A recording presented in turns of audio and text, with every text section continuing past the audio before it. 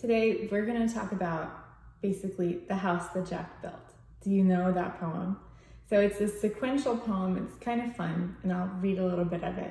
It starts with, "This is the house that Jack built." And then, "This is the malt that lay in the house that Jack built." And then, "This is the rat that ate the malt that lay in the house that Jack built." And it keeps building and building and building. And finally, by the end, it says, "This is the horse and the hound and the horn that belonged to the farmer sowing his corn, that kept the rooster, that crowed in the morn, that woke the judge, all shaven and shorn, that married the man all tattered and torn, that kissed the maiden all forlorn, that milked the cow with the crumpled horn, that tossed the dog, that worried the cat, that killed the rat, that ate the malt that lay in the house that Jack built." And it's a fun poem, of course, because it rhymes. It shows, how all of these things are connected that seem disconnected. And it can be applied to your life in a really profound way, because something that I often experience with my one-on-one coaching clients is that there's a house that Jack built in their lives around health. So really what we're talking about today, it's not the house that Jack built. We're looking for those sequences. We're looking for the whys, like the why. Why is this the way it is in your life? And often it's because there's one thing that's built on something else, that's built on something else, that's built on something else. So once you start having this inquiry about your lifestyle of like, well, why don't I go to the gym in the morning, or why don't I fill in the blank? It's kind of like pulling a thread on a sweater, where you pull the thread and you think maybe you're pulling out this one little piece, and then suddenly like the whole sleeve starts coming apart, or the hem around the bottom starts coming apart. And that is very common when people go to make healthy habit changes in their lifestyle. And it usually has to do with things that people consider to be non-negotiables. But maybe it is negotiable, and it just takes a little work to figure it out. And, some things are non-negotiable. Like if you have kids, that's a non-negotiable. You have kids. If you're in a relationship, you're in a relationship. You live with someone. That person being in your life is a non-negotiable. And of course, I don't mean it's negative. I just mean that when people are looking to make healthy habit changes, it often starts coming down to how they're relating to other things in their life. Well, I can't go to the gym because I stayed up late because I helped my kid with their homework project. And because I did that last night, I also didn't make dinner. And because I didn't make dinner, we got takeout. And it just like keeps creeping backward and backward. And what I really notice is that the two main things that really affect people in this way is work and family. And they're things that can be incredibly meaningful and important in our lives, extremely. The most important things in many, many ways.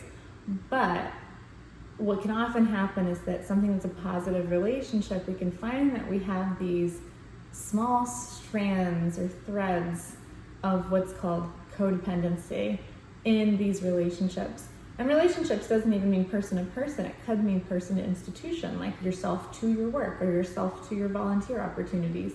And the idea of codependency is that essentially you're not okay if someone else is not okay.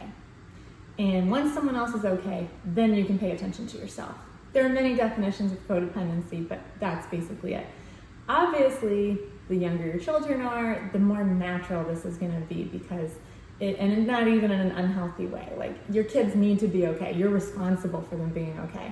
And then that can kind of become a habit. And as they get older, you can kind of hold on to that relationship where you're taking exclusive responsibility for making sure they're okay. Whereas, they're actually starting to become more responsible for themselves and could be more responsible if they were encouraged or allowed to be. And same thing with institutions. Let's say you got this job, you were really excited about it, so you spent the first few years of the job becoming this ultra dependable person, this ultra indispensable person who would do anything, and you're the hero, and you get asked to do a lot of stuff. And then down the road, maybe that role isn't so appropriate for you anymore in that job because you're so secure in the job, you had it for years, you're not going anywhere, it's not going anywhere.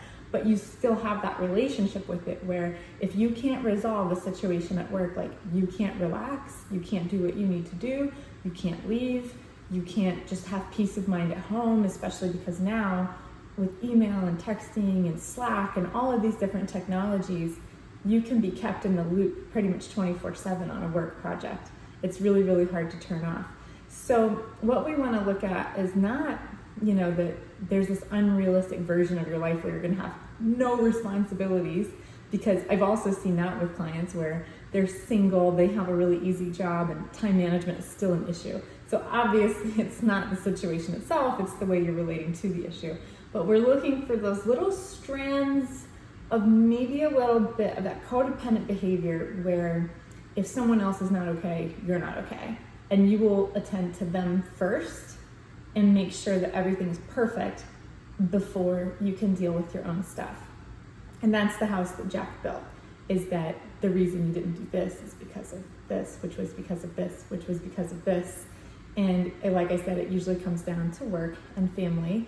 And sometimes it is truly impossible. You could not have gone to the gym that morning. But we're not looking at individual episodes, we're looking at the pattern. So what often happens is a pattern has emerged that's completely unnecessary, that you could go to the gym, you could make dinner, you could, fill in the blank with a healthy habit that would be good for you. You could do it, but you're letting this relationship, and not just the relationship itself, it's not the relationship, it's your orientation to the relationship, your sense of importance and priority to it, that is preventing you from doing things for yourself that are really important. So what I would encourage you to do in this topic is to just explore excuses. And I hate the word excuses. When clients say anything about I'm lazy or it's just an excuse, I'm gonna say, no. Like, we're not gonna use that language. So I'm using the word excuse very tongue-in-cheek here. And you can also just replace it with the word reasons. What are the reasons you are not following through on something? And I mean a pattern, not like you didn't work out yesterday, so now you need to beat yourself up and figure out why you didn't do it. I mean, you've had a plan, you've been trying to follow it, and for weeks or months, you've been struggling to enact this plan. The way that you can look for those little dysfunctional tendencies where you're having trouble taking care of yourself because of these layers of responsibilities is just look at your reasons. Why aren't you following through? And it's probably perfectly legitimate. It's not because you're lazy, it's not because you're not motivated, it's not all of those negative things that people say about themselves. It's probably because you were busy. You had to take your kids somewhere. You had a work project. You had a big exam yourself if you're in school. There's a lot of reasons that are legitimate that could be systemic issues that are getting in the way of what you want to accomplish. So your job is to pick one thing, come up with the reason, and then kind of ask why. If it was because, you can't ever work out in the morning because you have to get your kids up for school. Let's say that's it. Ask why. Why can't I work out? Just because I have to get my kids up for school. And then if you find that there's another reason, and that's the house that Jack built, part of it is that there's usually a second, third, fourth layer of, why couldn't you do that? And then there's another reason. Why is that true? And then there's another reason. And often what you'll find in general, and it might be different for you, but this is why it's important that you do this activity, and I can't prescribe for you what it is. But often what you'll find is that there are layers where you have made yourself too indispensable to too many different situations. And it's not that you're not motivated about your health, it's that you have made yourself essential to situations where you do not need to be essential. So when things happen, you have to solve every emergency.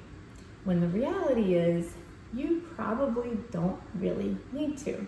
That is a constructed reality that you have accidentally created, but has become so familiar that you can't see any other way of operating. And it just seems like it's the way it is. And that is the thing that we're looking at breaking down, is where are those reasons a little questionable, especially as you start to peel it back more and more. Is it true at the age your kids are now that they couldn't get themselves ready for school? Is it true that you have to do all of the cooking for the whole house? Is it true that you would get fired from your job if you didn't stay on your email or finish a project between 6 p.m. and 10 p.m. on a regular basis. And start to look at some of these things, because a lot of the time what you're going to find is it's not true.